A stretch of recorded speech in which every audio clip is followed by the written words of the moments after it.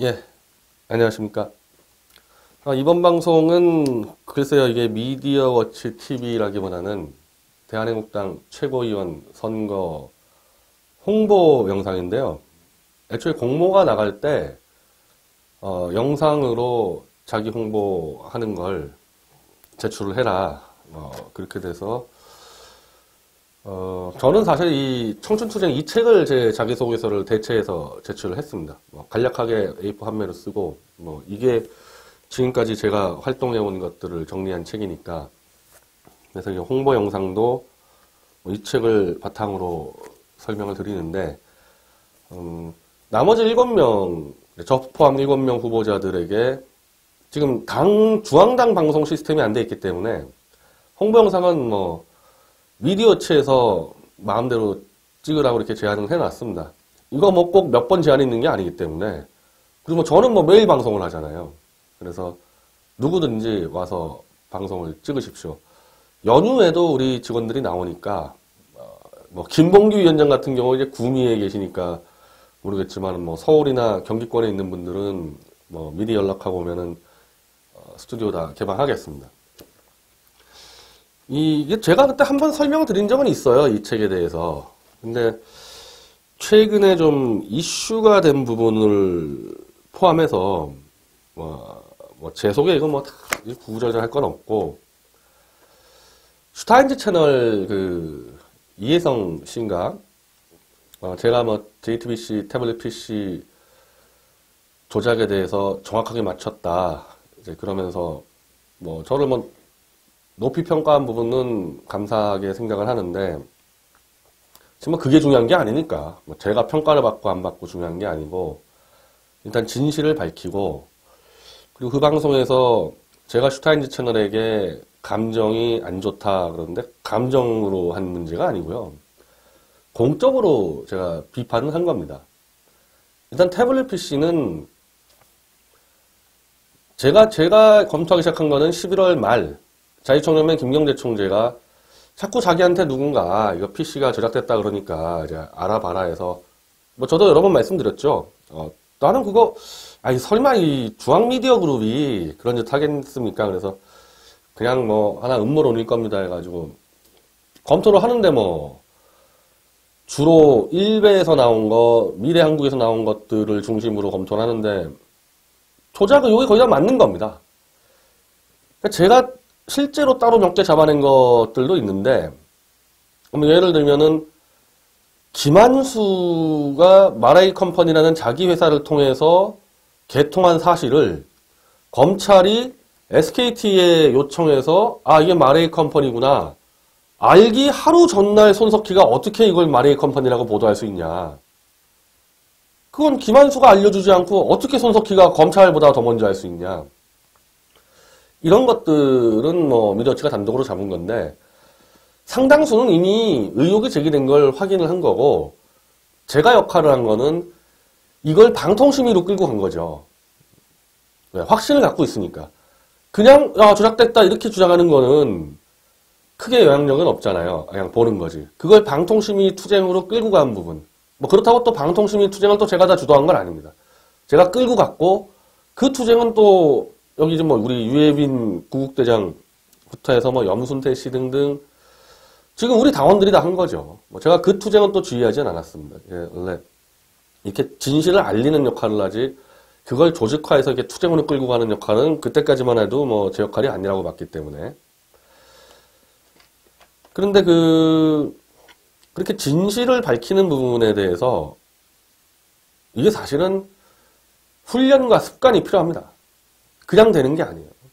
진실을 알고 있다고 또 되는 것도 아니고, 알고 있는 거를 공식화시키는 그거는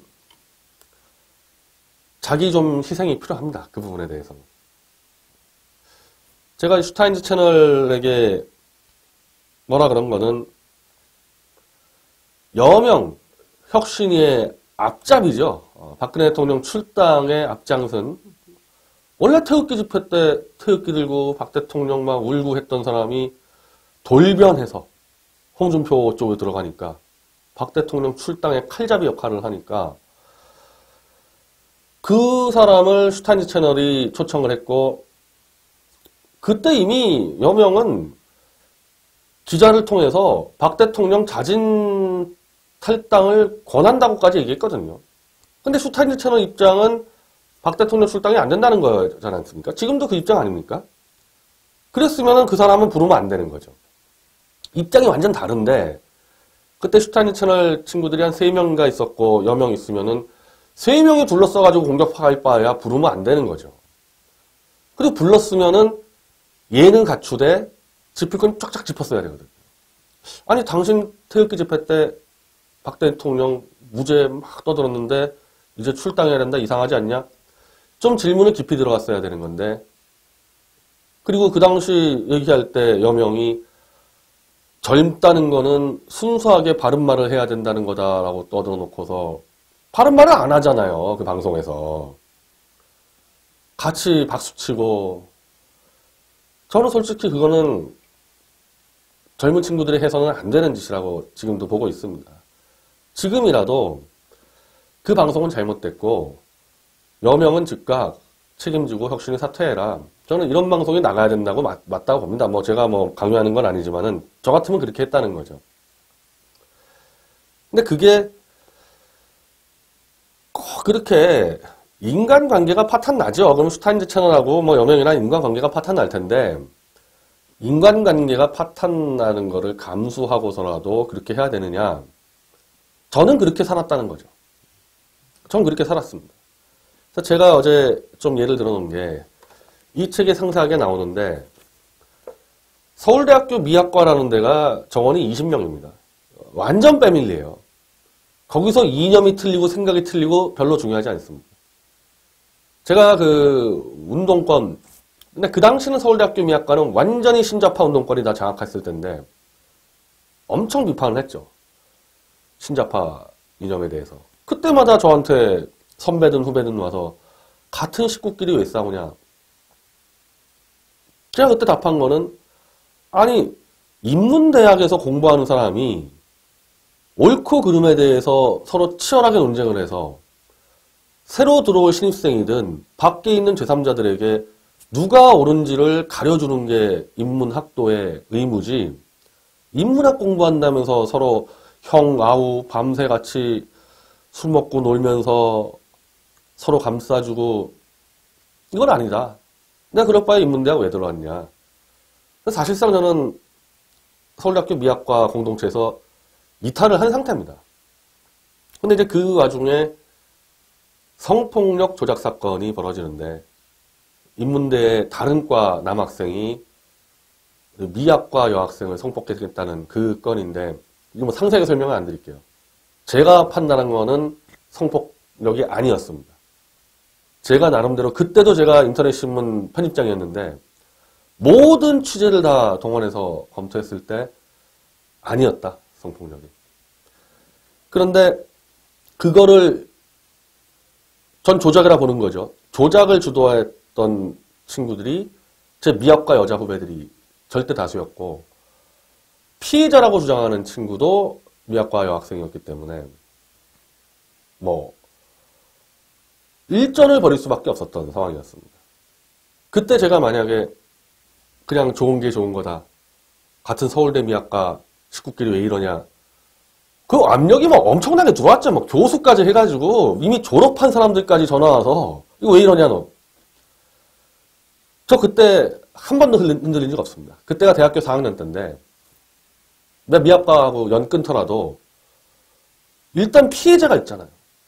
조작이 아닌데, 아니, 성폭력이 아닌데 성폭력범으로 누명을 쓴 그 사람이 있는데 내가 미학과 출신이라고 덮어주고 간다. 이건 아니지 않냐. 1년을 치열하게 싸우면서 온갖 협박, 뭐 본인들은 또 제가 협박했다 그래요. 저는 혼자였고 저를 도왔던 친구들은 그 당시에 미학과에서는 한 명도 없고 저하고 아주 가까웠던 사람들도 다 떠났습니다. 그때. 성폭력 조작에 가담하지 않고 제 생각에 동의하는 제 후배들도 다 떠났습니다. 오히려 법대하고 정치학과 친구하고 타대학 이 친구들이 합쳐가지고 일전을 벌였는데 그때만 해도 우리들은 젊었을 때니까 진실만 우리가 갖고 있으면은 당연히 이길 수 있다고 우린 믿어서 1년 동안 정말 4명이었습니다. 4명. 처절하게 싸워 나가는데 졌습니다. 학교에서도 징계받고 재판에서 같은 경우는 대학에서는 대학의 성폭력론이라는 거는 그냥 여자가 피해받았다 그러면은 이게 피해자 우선주의자 그래서 성폭력이 아닌데도 이 사과문을 쓰도록 해요. 그 운동권 사회인데 그 남학생이 운동권이다 보니까 사과문을 썼어요. 이게 증거가 되니까 재판가도 지는 겁니다. 그래서 그걸 보면서 솔직히 저 빼고는 나머지 같이 했던 사람들은 굉장히 충격을 좀 받았어요. 야, 진실이 지는구나. 근데 저는 매체를 했었기 때문에 진실 지는 거 여러 번 봤거든요. 그래서 실망은 했지만은 진실은 대부분 지더라. 그래서 지금도 사기 탄핵이 명확하잖아요. 근데 대통령 구속돼 있고 태블릿 PC 조작 명확하잖아요. 안 밝혀지지 않습니까? 그냥 저는 그렇게 생각합니다. 진실은 원래 진다. 진실이 이기게끔 하는 거는 인간의 힘으로 하는 게 아니고 그냥 최선을 다해서 진실 붙들고 가는 거고 어느 순간에 역사가 흐르면서 우연히 진실이 터져나와서 밝혀지는 거지 내가 지금보다 더 열심히 뛰어난다고 또 진실 드러나는 것도 아니고 진실이 덮여있다고 제가 좌절하고 쓰러져 있는 것도 아니고 하던 대로 그냥 하는 거다. 그런 자세를 늘 갖고 있습니다. 이제 그러다 보니까 보수파리들하고도 마찬가지죠. 물론 그러니까 제가 보수파리들한테 얘기한 게 우리 같은 식구끼리 왜 이러냐 그랬을 때 저는 서울대 미학과 시절을 떠올립니다. 그 인간관계의 탄탄함은요. 저와 지금 이 보수파리와의 관계랑 서울대 미학과 시절의 제 선후배 관계는 비교도 안 돼요. 이거 완전 한 식구거든요. 거기서 제가 진실 가지고 진짜 그렇게 친했던 선후배와 전면전을 했는데 보수파리들 태극기 들다가 박근혜 출당 선동하고 이거 제가 비판하는 거 당연한 거죠. 너무 당연한 거죠. 그걸 그냥 묻어간다? 예전에 친했다고? 하여튼 저는 그렇게 안 살아왔어요. 이게 제가 꼭 저처럼 살라는 얘기하는 좀 그렇지만은 그렇게 안 살아왔고 우리 대한애국당도 마찬가지입니다. 잘못된 거 제가 계속 짚어나갑니다. 우리끼리 하나가 되려면 진실과 정확한 명분과 정확한 노선 여기가 다 공유가 돼야 돼요. 잘못된 걸 가지고 우리끼리 하나라는 거는 저는 대한애국당에서도 저는 그건 용납 못합니다. 잘못된 건 다 바로 잡아야 돼요. 왜? 수많은 당원이 있고 수많은 국민들이 우리를 지켜보고 있다고 보고 들어올 수 있다고 보는데 그냥 과거에 좀 했다고 잘못된 걸 그냥 계속 같이 가자. 하여튼 저는 그렇게 안 살았고 앞으로도 그렇게 안 살 거라는 거죠. 잘못된 걸 바로 잡아줘야지만 당내 분란도 합당한 절차와 의견 제시에서 분란이 사그러들고 외부에서도 저걸 제대로 처리하는 거를 봐야지만 들어온다. 저는 당내에서도 할 말 다 하고 있습니다. 그리고 앞으로도 마찬가지인데 최고위원으로 된다. 사실은 이 정책위의장이라는 게 원래 각 당 같은 경우는 자동으로 최고위원이 되는데 지금 지도부 중에서 선거 치른 분이 없잖아요. 당대표 두 분에 대해서는 누구 하나 선거 치르자 얘기 안 했기 때문에 치를 수도 없었고 그럼 나 하나라도 한 명 나가서 공약을 제시하고 활동 계획을 제시하고 밑에서부터 당원들에게 인정을 받고 들어와야 되겠다. 그래서 제가 지금 나온 건데 정책위의장은 이제 당 대표가 하는 거니까 그대로 수행은 해야 되는데 조금 좀 애매한 부분이 있는 것 같아요. 왜냐하면 이게 이 선거가 진행되는데 제가 지도부 회의에 정책위의장 자격으로 들어와서 이제 하다 보면은 이거 막 선거 얘기를 하잖아요. 지도부 회의에서 이거 출마자가 혼자 들어와가지고 떠들면 되겠나. 그래서 당분간은 좀 안 들어가야 되겠다 지도부 회의도. 근데 뭐 제가 했던 것 최소한의 것들은 뭐 할 수밖에 없지만은 좀 그 생각을 하고 우리 당에 대해서 제가 지금 갖고 있는 비전은 분명한 이 업그레이드 혹은 변화는 있어야 됩니다.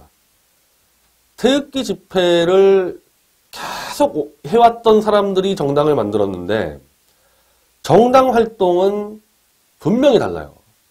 해당 분야 하나마다 다 전문적입니다. 태극기 집회는 안 나왔지만은 그 정당에서의 한 분야를 계속한 사람들이 있어요. 들어와야 돼요. 그런 분들도. 그분들도 들어와야 됩니다. 어차피 지금 우리 당에 태극기 집회 하지 않습니까? 그거는 원래 해왔던 사람 중심으로 하되 정당은 특히 우리는 제 스스로는 수권정당을 지향합니다. 문재인 빨리 끌어내리고 지자체 총선 그리고 대선에서 우리가 국정 운영권을 가져와야 된다는 자세로 저는 지금 참여하고 있습니다. 그게 아니면 저 참여할 이유가 없는 거예요. 그러기 위해서는 새로운 전문 인재를 대폭 들어야 되고 저까지 포함해서 정책위의장 저보다 더 뛰어난 사람이 있으면 저까지 포함해서 자리다 내버려 둘 마음이 돼 있어야 됩니다. 내가 옛날부터 했으니까 내가 끝까지 하겠다. 이거 안 됩니다. 그렇게 될 수도 없어요.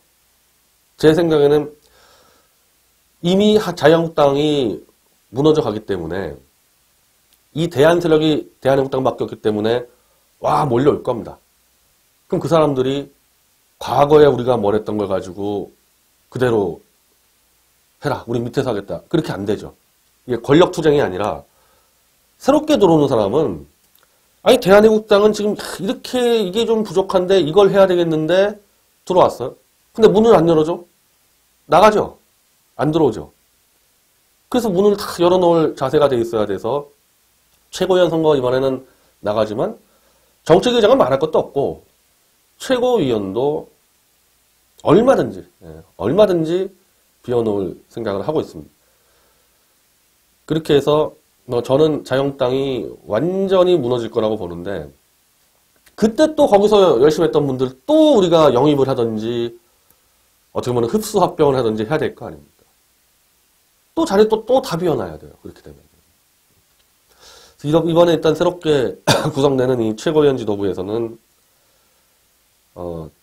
저뿐 아니라 다들 좀 그렇게 생각을 해주셨으면 좋겠습니다. 그리고 우리 지금 당에 참 이거 홍보해주는 매체가 없잖아요. 이제 미디어치 하나인데 저는 이 기획탄핵이 조중동이 거의 주범으로 들어왔기 때문에 보수 매체도 정말 굉장히 이제 위축될 겁니다. 조중동 같은 거. 그러면 그 공간에서 우리 당을 메시지를 제대로 전달할 수 있는 매체가 분명히 필요한데 저는 지금 볼 때는 미디어치가 그 역할을 더 크게 해야 된다고 봐서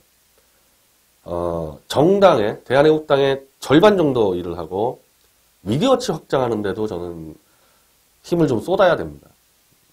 근데 다른 사람한테 맡길 수가 없잖아요. 미디어치 성장하는 부분에 대해서는. 그리고 다른 매체가 치고 올 가능성도 없고. 그래서 이거는 당과 이 매체는 병행을 하겠습니다. 그리고 원래